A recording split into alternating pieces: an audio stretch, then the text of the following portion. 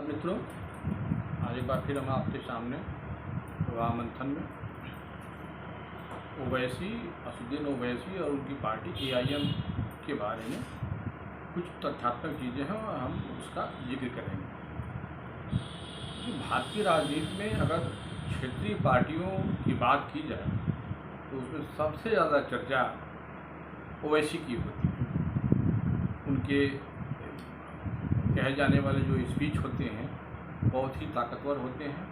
वो उनके जो लोग होते हैं सुनने वाले, वो बहुत अच्छे से मन लगा के उनकी बातों को सुनते हैं।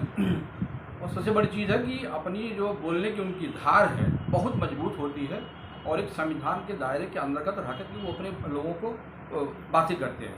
अब सवाल उठता है कि ओवैसी से कुछ लोगों का व्यक्तिगत बहुत विरोध होता है। लोग कहते हैं कि मुसलमानों की पार्टी है, एक अलगाव की बात करती है।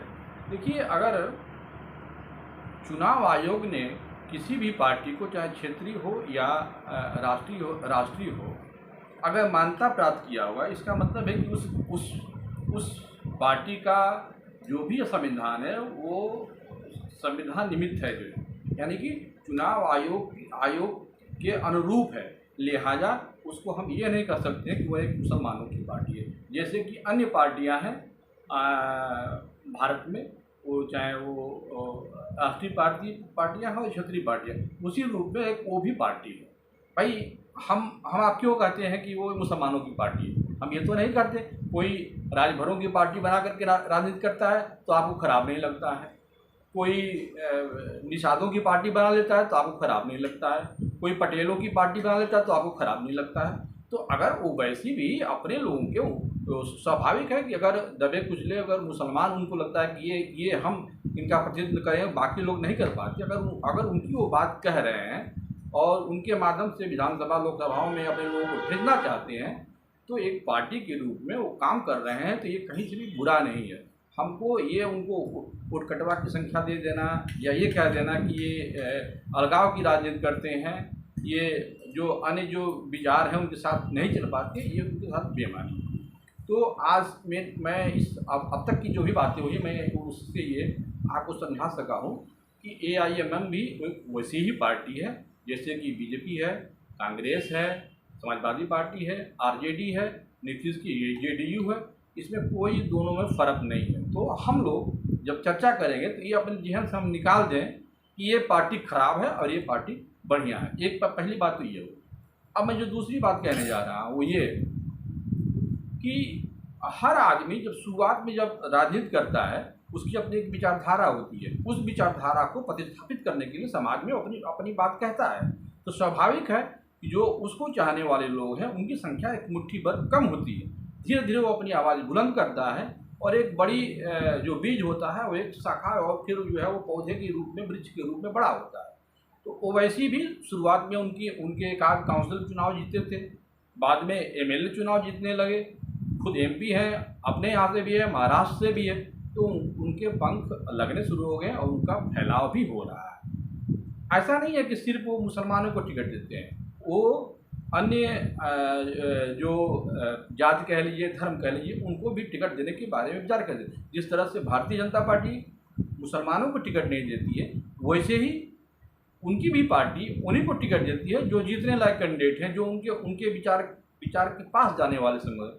तो ये भी बहुत बुरा नहीं है कि अगर वो किसी मुसलमान को टिकट देता है। तीसरी बात मैं यही कह रहा हूँ कि अभी देखिए, चाहे वो चुनाव बिहार का हो, चाहे वो चुनाव आंध्र प्रदेश का हो, चाहे वो चुनाव तेलंगाना का हो, चाहे वो उत्तर प्रदेश का हो, मध्य प्रदेश का, राजस्थान का, सभी जगह ये जो बेल्ट है आपका, ये इवन कि कर्नाटक में भी सारे जगह मुसलमान हैं। इसमें तो कहीं कोई बात छिपी नहीं हुई है। जनसंख्या क्या आप आंकड़े दे सकते हैं। और अगर जो है मुसलमान उनके तरफ आ रहे हैं तो जो विपक्षी पार्टियां हैं, अपने को जो भारतीय जनता पार्टी से मजबूती से लड़ना चाहते हैं, तो क्यों न उनके साथ हाथ मिलाते हैं? आखिर में क्यों बाकी लोगों के साथ वो हाथ मिला लेते हैं, पार्टी के साथ गठबंधन कर लेंगे, तो फिर AIM के साथ गठबंधन करने में उनको हर्ज क्या है? ये मैं जानना चाहता हूँ। और इस वीडियो के माध्यम से मैं उन तमाम लोगों से सवाल करता हूँ चाहे वो समाजवादी पार्टी हो, बसपा हो, कांग्रेस हो, आरजेडी हो, जेडीयू हो, आपको अगर लगता है कि हमको बीजेपी को हराना है तो भाई आप बिहार में उसको 1-2 सीट लोकसभा की सीट दे दीजिए, उत्तर प्रदेश में दे दीजिए, आपका वोट नहीं बटेगा। आपको लगता है ना कि ओवैसी आते हैं और वोटों का बंटवारा कर देते हैं, तो आप वोटों का बंटवारा मत कीजिए, उनके साथ हाथ मिलाइए, उनके साथ गठबंधन कीजिए, उनको कुछ सीट दीजिए। तो यहाँ आपको सीट देने में क्या तकलीफ है आखिर? आपको डर यही ना है कि मेरा वोट बैंक धीरे धीरे एआईएम की तरफ चला जाएगा। आपका ये डर स्वाभाविक भी है, लेकिन आपको डरना क्यों है? अगर आपको लगता है कि हम मुसलमानों के हित की बात करेंगे, रक्षा की बात करेंगे, तो मुसलमान मेरे पास रहेगा, एआईएम के पास क्यों जाएगा? और एक स्वस्थ प्रतियोगिता भी रहेगी जो है अच्छे काम करने के लिए उनके बीच में, उनके योजनाओं लागू करने के लिए, चाहे वो स्वास्थ्य शिक्षा संबंधी जो भी बातें हैं, ये एक अच्छी मुहिम होगी। तो जो मैं तीसरी बात ये इसलिए कह रहा हूँ कि अगर विपक्ष को एकजुट होकर के अगर बीजेपी से लड़ना है तो एआईएम के साथ आपको गठबंधन करना होगा, और अगर आप नहीं करेंगे तो क्या होगा, उसका परिणाम क्या होगा? अभी देखिए, मैं बाहर के चुनाव के बारे में मैं छोड़ दूँ, जो है अभी जो निकाय के चुनाव हैं उत्तर प्रदेश में, मैं उसके तरफ आपका ध्यान आकर्षित करना चाहता हूँ। कुंडरकी एक विधानसभा है मुरादाबाद, और यहाँ पे कभी भारतीय जनता पार्टी चुनाव नहीं जीतती है, हमेशा समाजवादी पार्टी या बसपा यही सब चुनाव जीतते रहे। इस बार कुंडरकी का नगर पालिका का जब चुनाव हुआ तो वहाँ पे न समाजवादी पार्टी, न बसपा, न कांग्रेस, वहाँ विजय का पताका जो है वो एआईएम ने लहराया है।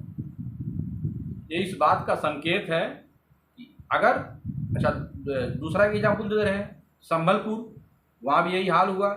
और यही नहीं, मेरठ, मुरादाबाद में कई राउंड के गिनती में मेयर के पदों में वो आगे रहा एआईएम में। ये सब बातें मैं क्यों कह रहा हूँ? मैं इसलिए कह रहा हूँ कि अगर विपक्ष की पार्टियां स्पेशली उत्तर प्रदेश में अगर एआईएम के साथ हाथ नहीं मिलाया, आप यकीन मानिए, अभी आप 65-70 की बात कर रहे हैं, 80 सीट भी बीजेपी अगर चुनाव जीत जाए तो इस पर ताजुब नहीं होगा। आपको एग्जाम्पल मैं बता रहा हूँ, आप ऊपर से उठा लीजिए यूपी के जो एकदम उत्तर जो लोकसभा है, नगीना हुआ, सहारनपुर हुआ, मुजफ्फरनगर, कैराना, मुरादाबाद, मेरठ, संभल, अमरोहा, बुलंदशहर, आगरा, अलीगढ़, रामपुर, फिरोजाबाद, ये सारी जो सीटें हैं और जिस पे कि मुसलमानों के इक़दारात थे और जिधर जाते हैं उधर वो चुनाव जीत हार का परिणाम वो बताते हैं। तो इस बार अगर आप एआईएम से हाथ नहीं मिलाए तो आपके लिए खतरे की घंटी हो सकती है। समय है, चेतिए और एक डायलॉग बनाइए कि ताकि मुसलमान का वोट डिवाइड न हो और भाजपा के साथ खिलाफ लड़ने में वो आपके सहायक बने। नहीं तो क्या होगा? अब देखिए मुसलमानों की स्थिति क्या हो गई उत्तर प्रदेश में, मैं आपको सामने एक दो बातें रख करके इस वीडियो को मैं खत्म करूँगा। देखिए, मुसलमान पिछले बार 2022 में जब चुनाव हुआ विधानसभा का, 90% समाजवादी पार्टी को उन्होंने वोट दिया। अब इससे ज़्यादा तो कोई वोट नहीं मिलता है। उसके बाद भी समाजवादी पार्टी का जो परिणाम आया उससे वो बहुत हतोत्साहित। उनके मन में आज की दिशा में ये है कि उनको ये लगता है कि हम अगर कहीं भी एक जगह चले जाएं तो बीजेपी के साथ लड़ने में वो सक्षम नहीं। ऐसे में क्या होता है कि वो मुसलमान आज का जो है वो निराश होकर के उदासीन बैठा है। तो ऐसे में लगता है कि आप छोड़िए, जाने दीजिए, हमारा तो इसमें से कोई नहीं है, न भाजपा है, न कांग्रेस है, न बसपा है, ये तो एक सिर्फ राजनीति के लिए हमको बुला रहे हैं। तो मेरा अपना है, मैं जिसके नज़दीक हूँ, स्वाभाविक है एआईएम की बातें वो मुसलमानों को ज़्यादा अपील करती हैं, चाहे वो उनके धर्म के नज़दीक होने के नाते या उनके जो विचार हैं उसके होने नाते वो अपने को नज़दीक मानता है। तो जब ऐसी स्थिति जब हो जाएगी तो उसको लगेगा कि अरे यार इनके चुनाव देने से तो भी मैं हारता हूँ, तो क्यों ना हम एआईएम को वोट दें। अगर ये मानसिकता बन गई तो फिर उत्तर प्रदेश में पाँव रखने के लिए भी विपक्ष को जगह नहीं मिलेगी। तो इस वीडियो में मैं ये आप बतलाने की कोशिश किया हूँ कि एआईएम एक राजनीतिक पार्टी है, वैसे ही पार्टी है जैसे कि बीजेपी है। अगर आप बीजेपी को हिंदू पार्टी करते हैं तो सबको वैसे ही एआईएम को मुसलमानों की पार्टी आप कह सकते हैं, लेकिन संविधान के दायरे में ये दोनों पार्टियां हैं और दोनों वैसे ही काम करती हैं जैसे कि अन्य पार्टी काम करती हैं।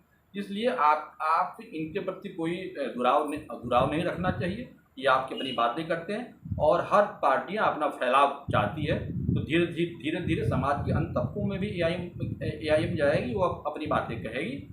तो ये विपक्ष के लिए मेरा ये आज का जो वीडियो विपक्ष के लिए है कि आप चेतिए, नहीं तो बिहार और यूपी दोनों जगह की मिला करके 125 की सीटों की संख्या है, इसमें नदारत हो जाएगा।